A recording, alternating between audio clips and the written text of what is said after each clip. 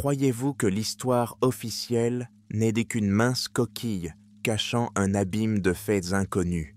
Nous entendons généralement dire que, dans les années 70 du siècle dernier, l'Union soviétique a réalisé des percées technologiques, envoyé des cosmonautes en orbite, foré des puits très profonds et s'est efforcé de montrer au monde la puissance de sa science. Mais les archives de secrètes du KGB, qui sont longtemps restées enfermées derrière 7 sceaux, contenaient des documents sur quelque chose de tout à fait différent. Un voyage qui pourrait bouleverser les idées sur notre planète. Il s'agit de l'expédition qui aurait eu lieu la 73e année dans les étendues glacées de l'Arctique. Des scientifiques soviétiques, envoyés sur place, sous couvert de recherche climatique, ont découvert quelque chose qui ne figurait pas dans les manuels et qui n'a jamais été discuté publiquement. Ils auraient donc découvert une entrée dans la cavité intérieure de la Terre, à l'intérieur de laquelle une mystérieuse civilisation existait déjà et avait même prospéré. Cependant, les personnes envoyées sur place ne sont pas revenues. Il n'est pas difficile de deviner ce qu'il est advenu de la civilisation elle-même, car les documents qui la mettent en lumière sont remplis de lacunes noires et de lignes sur la résolution complète du problème. Et tout le reste est gribouillé et caché pour que personne ne connaisse la vérité. C'est par hasard que j'ai découvert la mention de cette expédition. À l'époque, je travaillais dans un fonds d'archives où je triais de vieux dossiers et fichiers du KGB qui n'avaient été que partiellement déclassifiés. Mon attention a été attirée par une feuille étiquetée d'importance spéciale, couverte de taches, avec des signatures et des tampons à peine lisibles. En haut, une inscription étrange. Objet abîme blanc, année 73, orientation, travaux de recherche géologique. La date à côté indiquait cependant l'hiver de la même année, alors qu'aucun groupe d'exploration géologique ordinaire n'opérait officiellement dans l'Arctique, et il n'y avait certainement pas de projet portant un nom aussi effrayant que « abîme blanc ». Intrigué, j'ai décidé de creuser davantage. Chaque nouveau document m'immergeait un peu plus dans l'atmosphère de ce mystère, et un sentiment de peur primitive grandissait en moi. L'un des dossiers, étiqueté « Transmettre uniquement entre les mains d'un officier autorisé », faisait référence à un petit détachement composé de personnel militaire et scientifique disposant d'un niveau spécial d'habilitation de sécurité. Ce détachement a été envoyé par brise-glace dans l'océan Arctique, mais l'objectif a été officiellement codé comme étant la recherche polaire. Suit d'un passage. Un rayonnement thermique atypique a été remarqué à l'endroit déterminé par la photographie aérienne. Il s'agit vraisemblablement d'une fissure dans la glace menant à une cavité souterraine. Et plus bas. En raison de l'importance de la découverte scientifique, il est nécessaire d'établir un camp et d'organiser une descente. Une possible découverte a été signalée aux plus hautes autorités. Il était évident que nous parlions de quelque chose dont on ne parle pas habituellement. L'intérieur de la Terre, même dans la science soviétique de l'époque, il y avait des sceptiques et l'idée elle-même semblait fantastique. Mais à en juger par les rapports, ils s'attendaient à trouver plus que de simples grottes sous la glace. Tout cela a ravivé ma curiosité, même si je dois admettre que j'ai ressenti un frisson intérieur, comme si je touchais un abîme noir perdu dans les abîmes historiques. Puis j'ai trouvé une copie du télégramme envoyé par le brise-glace à la fin du mois de janvier de cette même année. Arrivé dans la zone spécifiée, les températures sont extrêmement basses, mais une étrange anomalie est observée dans la glace, un point de coordonnées. Et puis il y avait des chiffres, une anomalie visible, un point de coordonnées. Puis des chiffres, apparemment des coordonnées au nord des voies d'éco-maritimes habituelles. Puis, commencez à décharger le matériel. Les scientifiques affirment qu'il y a une fissure profonde, ici. Les capteurs de profondeur indiquent un espace creux aux proportions énormes. Nous communiquons par le canal militaire. Nous enverrons des mises à jour quotidiennes. Un sentiment étrange m'a serré la poitrine à la lecture de ces messages. Le document suivant ne contenait qu'une courte note. Le signal du détachement a cessé d'arriver. Ordre de préparer un groupe de réserve pour l'inspection. Mais il n'y avait aucune mention de ce qui était arrivé au groupe de réserve. Ce n'est que plus tard que j'ai pu trouver un fragment indiquant qu'aucun groupe de réserve n'avait finalement été envoyé. Peut-être les supérieurs ont-ils estimé que le risque était trop grand. Ou peut-être avaient-ils déjà reçu des informations qui avaient fait taire le sujet. Le plus effrayant, c'est ce que j'ai découvert ensuite. Dans des rapports datés du printemps 73, il est mentionné. Pendant 1 mois, nos services de renseignement ont enregistré des activités dans la zone de la prétendue fissure. Puis, un signal était venu du quartier général. L'objet a été éliminé. La prétendue découverte constitue une menace de nature idéologique. L'opération a été menée par les forces, et tout le reste a été rayé. Et le post-scriptum dit « La civilisation interne a été éliminée. Pas de menace, information détruite. » Bien sûr, la plupart des mots étaient illisibles, mais ces phrases ont suffi à faire battre mon cœur. Une civilisation détruite à l'intérieur de la Terre? De quelle manière? Qu'avait-il découvert là-bas? Pour ne pas me perdre en conjectures, j'ai essayé de trouver des témoins vivants. Après des mois de recherche, un scientifique, à la retraite depuis longtemps, a accepté de parler. Son visage était empreint d'une ombre de peur et ses yeux coulaient. Il m'a raconté qu'il avait connu un homme qui avait participé aux préparatifs de cette expédition. Selon lui, tout était basé sur la discipline militaire et les menaces. On a promis aux membres de l'escouade des récompenses et de la reconnaissance en leur disant qu'ils auraient une mission unique pour le bien de la patrie.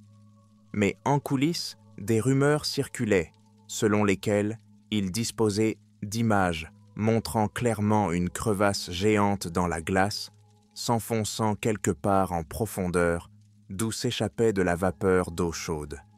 On parlait de rivières souterraines, de zones volcaniques dormantes qui pourraient réchauffer la cavité et créer des conditions propices à la vie. Mais personne n'a prononcé le mot « civilisation » à voix haute, tant l'idée d'humain ou de non-humain à l'intérieur de notre planète paraissait fantastique. Le scientifique a expliqué qu'après la disparition de l'escouade, aucune déclaration officielle n'a été faite. On a dit aux parents « Ils sont morts dans un naufrage dans les glaces » et l'histoire s'est arrêtée là. Et toute mention de la découverte a été soigneusement supprimée. Après tout, admettre que l'on a découvert dans les profondeurs de l'Arctique quelque chose qui pourrait ébranler les fondements scientifiques signifierait organiser une révolution dans la vision du monde.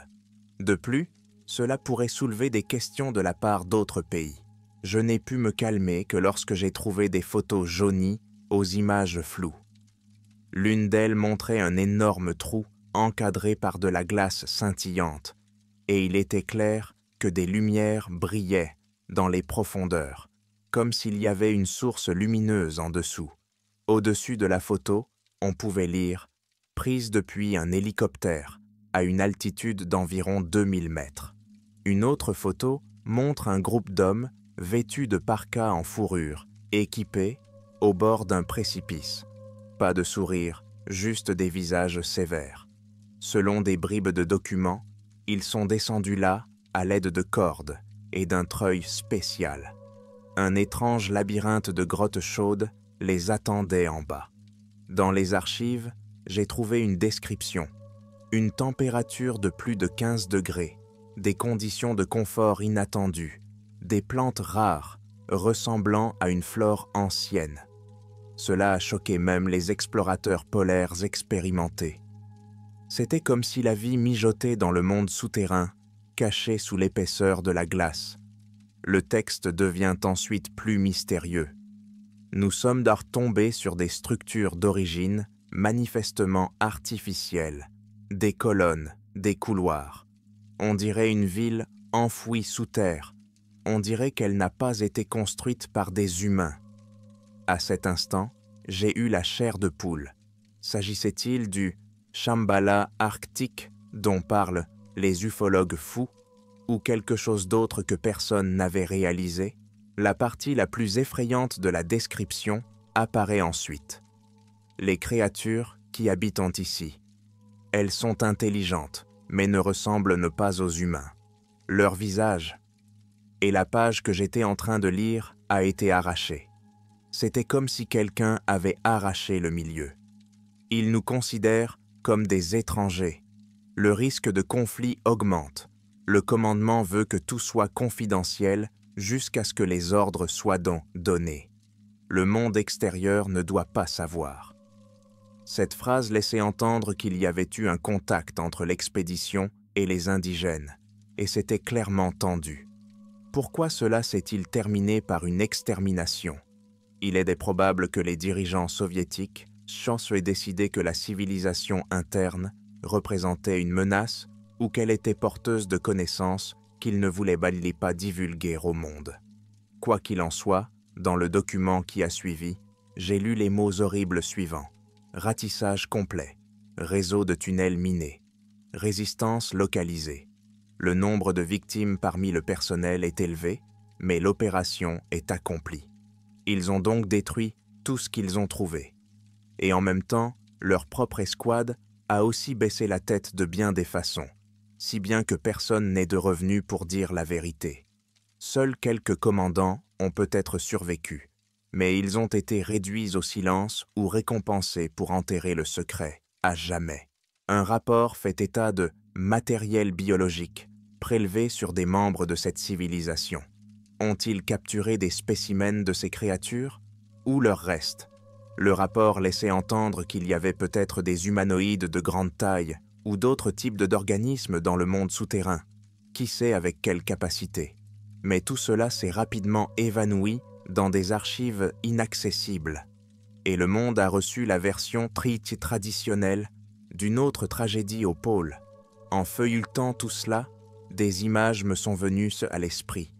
Une cavité sombre dans la neige, une escouade avec des fusils automatiques et du matériel scientifique descendant lentement dans des profondeurs alléchantes.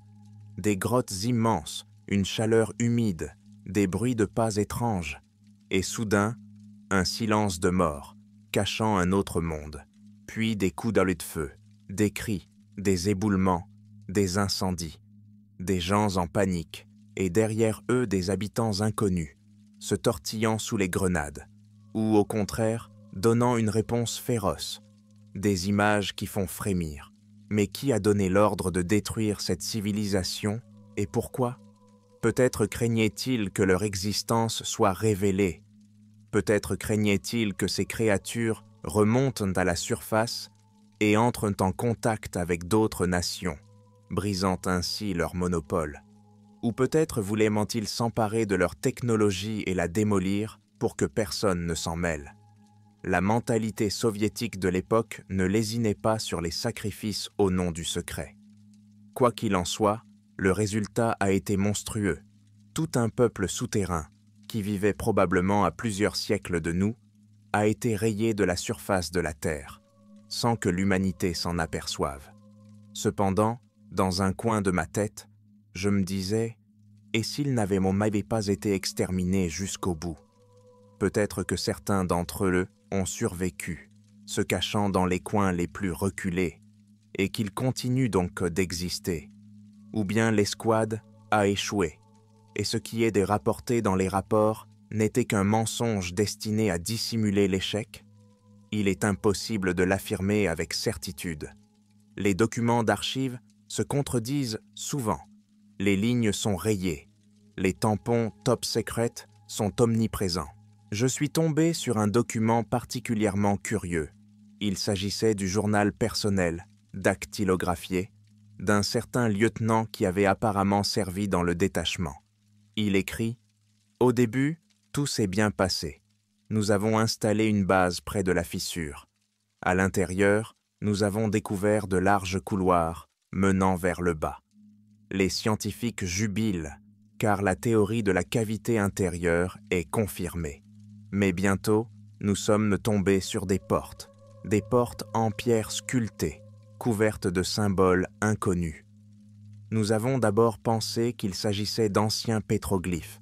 Le capitaine a donné l'ordre d'enfoncer la porte.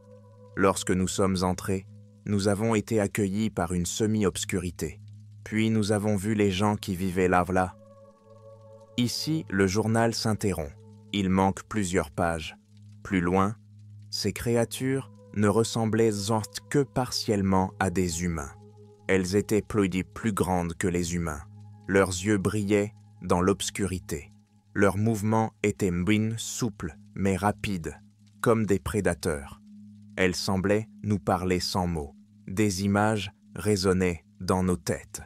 Les scientifiques de bavardaient avec excitation, mais un instant plus tard, ceux qui n'avaient manifestement pas apprécié notre intrusion se sont précipités sur nous. Ils brandissaient une arme ou une capacité étrange, comme une lueur qui brûlait la peau. Nous avons ouvert le feu. Le carnage a commencé. Un saut dans le journal, un cliffhanger à nouveau. Et les dernières lignes. Un ordre est venu d'en haut. Pas de négociation. Toute information est interdite. Éliminez tous les indigènes. Détruisez toute mention d'eux.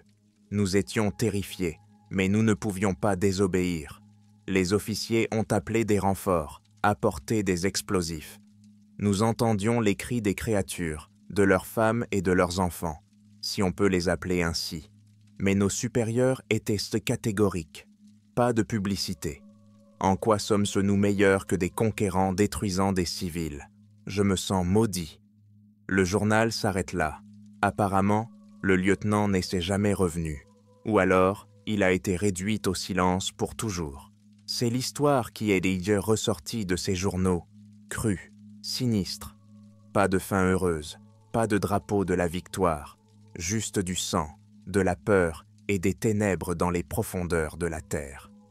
Ce n'était pas la première fois que les méthodes du système soviétique faisaient disparaître des nations entières de la surface de la terre. Mais le fait qu'il s'agisse d'un peuple du monde intérieur semble être le comble de la tragédie. Et pourtant, d'après les documents, l'opération s'est avérée ruineuse pour l'escouade, car il n'y a pratiquement pas eu de survivants, peut-être à cause de la forte résistance des indigènes ou parce que la cavité elle-même a explosé, faisant s'effondrer les voûtes.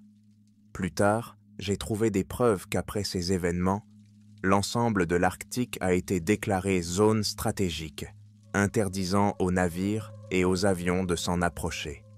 L'argument en faveur du monde extérieur était la glace prétendument dangereuse, où de nombreux navires ont fait naufrage. Les ping-rapports qui ont subsisté indiquent même que la zone était patrouillée par des sous-marins. Pourquoi? Peut-être pour contrecarrer toute tentative de pénétrer dans cette crevasse ou si quelqu'un en sortait. Plus j'avançais dans cette histoire, plus je ressentais une paranoïa croissante. J'avais l'impression d'être observé. Ai-je eu des confirmations, quelques éléments circonstanciels, des photographies, des journaux intimes? Certains pourraient y penser que tout cela est à défaut, mais de nombreux détails sont trop précis. Par exemple, la description de colonnes de pierre portant des symboles incompréhensibles qui correspondent à des éléments de culture de préhistorique, alors qu'elles se trouvaient dans l'Arctique, où, selon la science officielle, de tels monuments n'existent pas. Le plus terrible, c'était de réaliser que si l'expédition a réellement eu lieu, son résultat est extrêmement monstrueux. La civilisation, à l'intérieur de la Terre, a été utilisée et exterminée, comme l'indiquent sèchement les documents. Comment faire entrer dans notre tête que des gens ont si facilement anéanti une nation entière par peur, à cause du secret, ou pour ne pas partager la grande découverte avec d'autres puissances? Après tout, la guerre froide justifiait toutes les folies. Pourquoi vous raconter tout cela? probablement parce que je ne peux pas m'empêcher de le faire moi-même. Après tout, la vérité sur ces événements est restée trop longtemps sous clé, et même si je sais que le monde ne la prendra probablement pas au sérieux, laissez au moins une partie de la vérité sortir.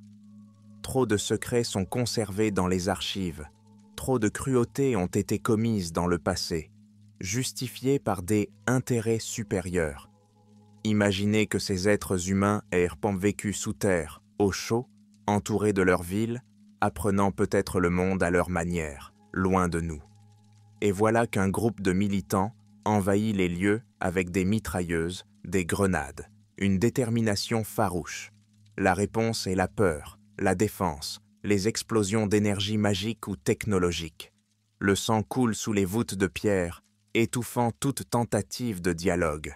Et à la fin, tout s'écroule. Explosion, effondrement.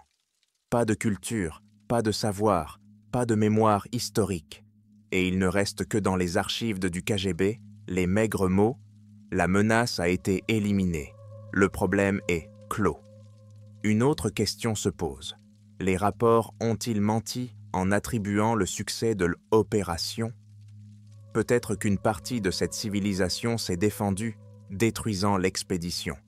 Les hauts responsables du KGB ont alors simplement affirmé que tout était sous contrôle. Mais en réalité, ces créatures habitent toujours dans les profondeurs, et personne ne sait comment les choses pourraient retourner si elles parvenaient à trouver un moyen de s'échapper. Ou peut-être en sont-elles sorties depuis longtemps. Mais il s'agit là de questions de conspiration. Dans les archives, je suis tombé sur une lettre d'un officier adressée à un général anonyme. Je signale que la mission de destruction de la colonie intérieure n'était que partiellement accomplie. Certains tunnels restent inconnus. Nous avons placé des explosifs, mais il est possible que certains survivants trouvent des solutions de rechange. Je vous recommande de continuer à surveiller la zone. Puis il y avait une note. Intensifiez les patrouilles dans l'espace aérien pour vous assurer que personne ne détecte de signes d'activité anormale. Je ne sais pas comment interpréter cela, mais on dirait qu'ils n'ont pas complètement nettoyé la zone. La théorie de la survie de certains indigènes reste donc ouverte. Peut-être font-ils profil bas, pensent-ils leur plaie, nous méprisent-ils, nous qui avons décidé de les envahir de façon si inhumaine. Réfugiés dans leur cité de pierre, alimentés par des sources thermales, ils vivent en vase clos, ignorant que le XXIe siècle est là-haut, que l'Union soviétique est tombée depuis longtemps, que bien des secrets ont été dispersés au vent, ou, au contraire, ils attendent leur heure pour se venger. Quoi qu'il en soit, les documents que j'ai lus ont changé ma vision du monde. Tout ce que je savais sur la structure de la Terre, sur les limites du connu, a été ébranlé. Si, au cours du 73e siècle, et peut-être même avant, des gens ont vraiment découvert une civilisation souterraine, alors ce qui figure dans les manuels n'est qu'une petite partie du tableau. Il est surprenant qu'aucune personne impliquée n'ait rendu la vérité publique. Mais le système était fort et la peur de la mort faisait son œuvre. Finalement, j'ai décidé de sortir ces fragments, bien que des copies, des archives et de décrire ce que j'avais appris. Oui, je vais peut-être passer pour un fou, car officiellement, une telle expédition n'a pas eu lieu. Mais je pense que de telles histoires ne doivent donc pas tomber dans l'oubli. Même si ce n'est qu'une ombre de la vérité, cela suffit à poser des questions gênantes. Il est les questions du gouffre blanc, un lieu anormal de l'Arctique, de personnes qui y ont vu des merveilles et des cauchemars, de créatures que nous ne comprendrons jamais. J'imagine comment, dans les frimas de janvier 1973, un puissant brise-glace, tel une bête d'acier, s'est lentement frayé un chemin à travers la glace, s'approchant des bonnes coordonnées. Tout autour, un silence blanc, seulement le vent et le raclement de la glace. Sur le pont, des militaires courageux, des explorateurs polaires sévères, quelques scientifiques fatigués avec leurs instruments. De quelque part dans la timonerie, un ordre est transmis. atterrissez sur la glace, commencez à installer le camp. Des hommes de grelottant de froid déchargent des barils de carburant, des cordes, des treuils, des caisses d'explosifs. Ils ne savaient pas encore qu'ils vont devoir faire face à l'impossible. Puis, il y a le moment où l'équipe atteint enfin l'immense fissure. La glace autour d'eux est anormalement fine. Une légère vapeur s'y infiltre, créant un brouillard.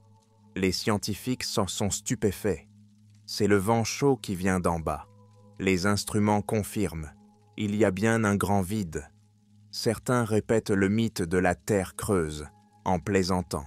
Mais plus ils avancent, moins il y a d'humour dans leurs propos. Au moment où la torche mord dans la glace, ouvrant l'entrée du métro, un courant d'air vif et chaud, teinté d'humidité, souffle sur le visage. À la lumière des lanternes, on aperçoit des passages horizontaux qui s'enfoncent dans les profondeurs. Les murs semblent recouverts de motifs étranges, dépolis par le temps. Par endroits, les voûtes semblent travailler artificiellement. La tension monte. 2 des plus courageux sont envoyés en avant. Soudain, la radio annonce « Nous avons trouvé quelque chose qui ressemble à une porte. Les préparatifs s'accélèrent. Dynamite pour faire sauter l'obstacle ou bien des pieds de biche. » Le capitaine décide de casser. 1 minute d'effort et les portes s'effondrent. Derrière elles, des couloirs encore plus profonds que les lanternes atteignent à peine. L'escouade avance pas à pas.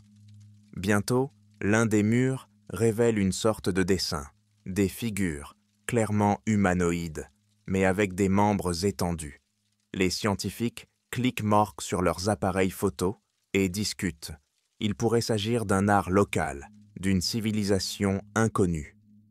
Au détour d'un virage, le groupe aperçoit les premières preuves évidentes d'une vie intelligente. Des salles avec des colonnes taillées dans une pierre étrange, des sortes de plateformes, peut-être des hôtels. Ici, la température est plutôt ambiante et, des profondeurs, on entend des gouttes d'eau, goutte à goutte, vigilance soporifique. Pour l'instant, tout semble abandonné, mais pas pour longtemps. Soudain, on entend un bruissement, les pas de quelqu'un. Les lanternes révèlent des silhouettes grandes, souples, avec de grands yeux qui scintillent dans l'obscurité. Les hommes se figent, et les créatures aussi, comme hébétés. La première réaction des soldats soviétiques aurait été d'ouvrir le feu, mais les officiers parviennent à crier « Nous attendons, ne tirez pas !» Un silence irréel règne pendant quelques secondes.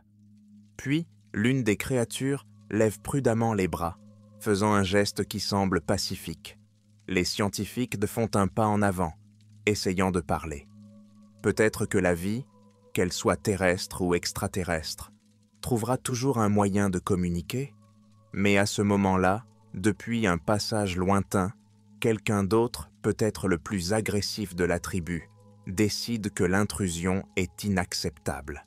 Un coup de sifflet retentit, une décharge aveuglante comme un faisceau d'énergie jaillit. L'un des soldats tombe, la poitrine brûlée. La réponse est un tir de mitrailleuse, et le grondement se répercute dans les voûtes. C'est la panique, les cris. Les créatures qui étaient membres des sorties, avec des intentions pacifiques, se dispersent. Les autres, armés, se battent, utilisant des techniques inconnues, peut-être des ondes télépathiques ou autre chose. Des soldats deviennent aveugles et hurlent. 2 tombent sans donner signe de vie. Du sang sur le sol en pierre, la lumière vacillante des torches. Le combat est bref, mais brutal. Finalement, les soldats soviétiques, ayant reçu des instructions par radio, se replient vers l'entrée, appelant des renforts. En surface, ils signalent « Population hostile détectée. Autorisation d'utiliser des forces importantes requises. » Le haut commandement donne son feu vert. Ils apportent des armes plus sérieuses, des explosifs. Les gens ne se soucient plus de la curiosité scientifique. Les ordres venus d'en haut sont clairs. Pas de divulgation. soit ils deviennent donc notre secret, soit ils n'existent pas du tout.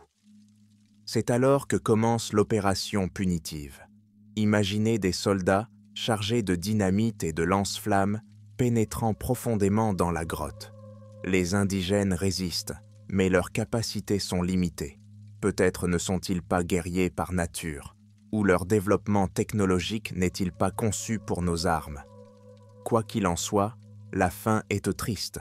Incendie, explosion, effondrement de voûtes, cris dans une langue inconnue et cadavres. Lorsqu'une partie des couloirs s'effondre, les créatures condamnées se retrouvent emmurées dans les profondeurs. Ceux qui parviennent à atteindre la salle principale sont tués par balles. Tout cela se passe sous le sceau du secret. Personne n'en saura rien, à l'exception d'une poignée de responsables militaires. Mais les soldats eux-mêmes ont du mal à s'y retrouver. L'un des officiers tente de protester, on lui répond qu'il est considéré comme un traître et immédiatement éliminé. Le résultat est que l'escouade perd beaucoup des siens, mais la tâche est accomplie, après quoi les commandants ordonnent de poser des explosifs dans les tunnels principaux pour cacher toutes les traces. L'explosion étourdit l'ensemble du réseau souterrain qui tombe en ruine. D'autres êtres vivants, voire des familles entières, sont-ils morts à cet endroit? À en juger par l'ordre, personne ne semble se poser la question. D'ailleurs, certains ne reviennent pas à la base. Peut-être certains sont-ils restés en bas, disparus, abandonnés par les leurs. Les talkies-walkies tombent en panne, les communications sont perdues. Finalement, un groupe pathétique de militaires, aux yeux gelés, monte à l'étage. Les hauts gradés rédigent tranquillement un rapport sur l'échec de l'expédition. Puis, ils ferment définitivement les portes. Les survivants sont contraints de signer des documents de non-divulgation. Ils sont intimidés. Certains disparaissent sans laisser de traces. Et l'affaire est close.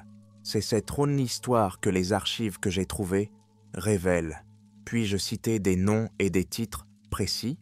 En partie, mais beaucoup ont été effacés des documents. Date. L'expédition a eu lieu à la mi-janvier 73. Le retour, ou plutôt l'annonce officielle de la mort, du détachement à la fin du mois de février. D'autres témoignages sont interrompus. Il était mentionné que de la fin mars à avril, ils ont mené des activités finales dans la région. On peut donc imaginer pendant combien de temps des actions de grande envergure se sont déroulées dans cette région. Le mystère reste entier. Qu'y avait-il dans cette cavité intérieure, à part les habitants eux-mêmes? Peut-être qu'un patrimoine colossal y est entreposé, des structures, des bibliothèques, des ressources uniques. Les militaires soviétiques ont probablement capturé quelque chose. Mais les archives indiquent que tout a été détruit. Peut-être ont-ils jugé trop dangereux d'en laisser des traces vivantes. Ou peut-être se sont-ils appropriés certains artefacts. Il n'y a aucun moyen de le savoir. Après avoir lu ces documents, j'ai moi-même éprouvé des sentiments contradictoires. D'une part, j'ai été dégoûté par la cruauté, par ce dont les autorités sont capables, si elles se considèrent autorisées à disposer de la vie d'autrui. D'autre part, cela m'a ouvert les yeux sur le fait que la planète est plus mystérieuse qu'on ne le pense. De nombreux endroits sont encore imprenables, et des mondes entiers peuvent se cacher sous les glaces polaires. Si l'homme trouve un jour des moyens de contact plus humains, cela sera-t-il possible? Ou peut-être le temps est-il déjà passé, car la civilisation qui y vivait a tout simplement été détruite par les décombres et la fumée de la poudre à canon. En terminant mes recherches, je suis tombé sur un autre détail. Au milieu de la 73e année, une conférence à huis clos s'est tenue, au cours de laquelle, comme on dit, on a fait des rapports sur les artefacts souterrains. Seuls les plus hauts gradés et les scientifiques bénéficiant d'une autorisation spéciale de sécurité y ont assisté. Ils ont parlé des conséquences imprévisibles d'un contact qui pourrait faire exploser la politique mondiale. Et finalement, le verdict a été que tout ce qui concernait l'opération resterait dans l'ombre. Les dossiers d'archives de portant la mention « White Abyss » ont été transférés dans un dépôt spécial et, lors de l'effondrement de l'URSS, ces dossiers ont été soit remis aux services spéciaux, soit emportés quelque part. C'est ainsi qu'il est tombé dans l'oubli.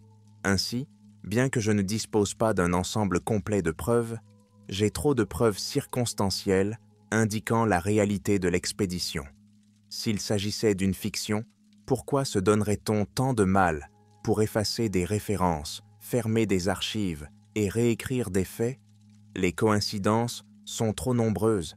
L'étrange fissure, les étranges coordonnées, le trek ruineux, la disparition du groupe, les ordres de dissimulation et, bien sûr, la mention dans les rapports de l'élimination complète de la civilisation découverte. C'est là que réside la plus grande horreur. Des gens qui avaient une occasion fantastique d'explorer et éventuellement d'établir des contacts pacifiques ont au contraire montré leurs pires caractéristiques, chassés jusqu'à l'extermination, juste pour garder le secret. Combien de fois l'histoire de l'humanité a-t-elle répété des complots sanglants similaires? Mais cette fois-ci, les victimes étaient ceux que nous pourrions appeler des frères de raison, vivant sous terre. En fin de compte, tout ce qui a des restés, c'est une marque noire dans les documents du KGB, rangés dans des dossiers poussiéreux. Nous pouvons nous consoler en nous disant que cela s'est passé il y a longtemps.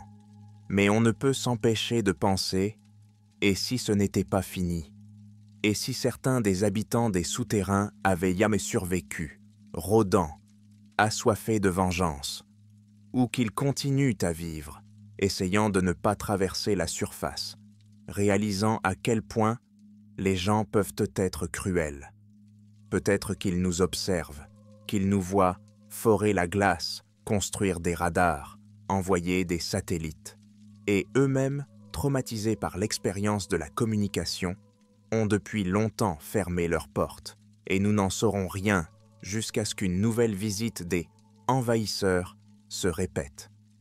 En fin de compte, cette sombre histoire nous rappelle à quel point l'inconnu se cache sous nos pieds, et que parfois, les histoires les plus effrayantes ne sont pas de la fiction, mais simplement le reflet d'une réalité cachée dans des archives secrètes. Il est probable que quelqu'un parmi les anciens officiers du KGB puisse confirmer mes propos, mais il est peu probable qu'il ose le faire. Les mécanismes de la peur jouent contre lui depuis longtemps. Avec le recul, je me rends compte que ma curiosité a failli me coûter trop cher. À plusieurs reprises, j'ai remarqué que des étrangers étranges me suivaient et des lettres de menaces ont été envoyées à mon courrier. Rien de concret, mais cela suggérait que quelqu'un voulait que j'oublie ces archives. Cependant, je ne peux pas faire comme si je n'avais rien vu. J'espère que vous lirez ces lignes et que vous ressentirez le frisson qui m'a envahi lorsque j'ai tenu les papiers jaunis, couverts de notes, détruire après lecture. Il n'y a guère de moyen de tout prouver publiquement. Les autorités parleront d'un mythe, d'une autre conspiration. Mais l'essence sinistre restera. Au début de la 73e année, sous le couvert d'une expédition scientifique, des Soviétiques ont pénétré au plus profond de l'Arctique, y ont découvert une civilisation et, obéissant aux ordres, l'ont effacée de la surface de la Terre pour que personne ne le sache. Et qu'en est-il aujourd'hui, après des décennies? Des ruines ou des fragments préservés? Y a-t-il encore des passages non ouverts vers ce monde intérieur? Personne ne peut l'affirmer. Parfois, un détail est ajouté au sujet de cette légende.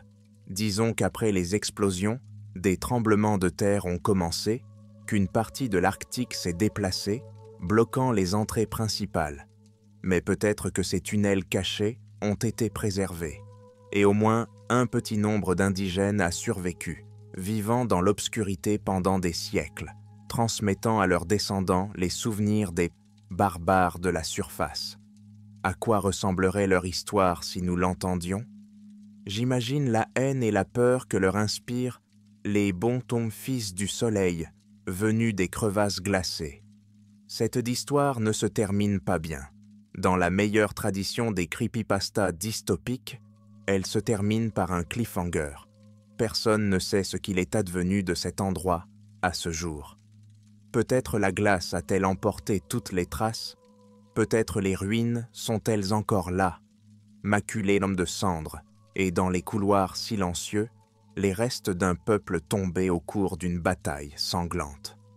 Peut-être que les archéologues du futur, si l'humanité ne se détruit pas elle-même, fouilleront ses profondeurs et découvriront des preuves, des statues sculptées, des inscriptions sur les murs, d'étranges squelettes qui parlent du génocide qui a eu lieu autrefois.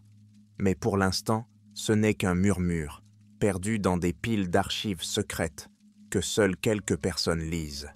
Et la pensée me ronge. Combien de tragédies de ce genre sont encore cachées? Après tout, ceux qui ont fait de telles choses n'ont pas hésité. Le secret était plus important pour eux que la vie de toute une civilisation. Pas de repentance, pas de procès pour les coupables. Tout est laissé dans le passé sous le grossier sceau, non soumis à la publicité.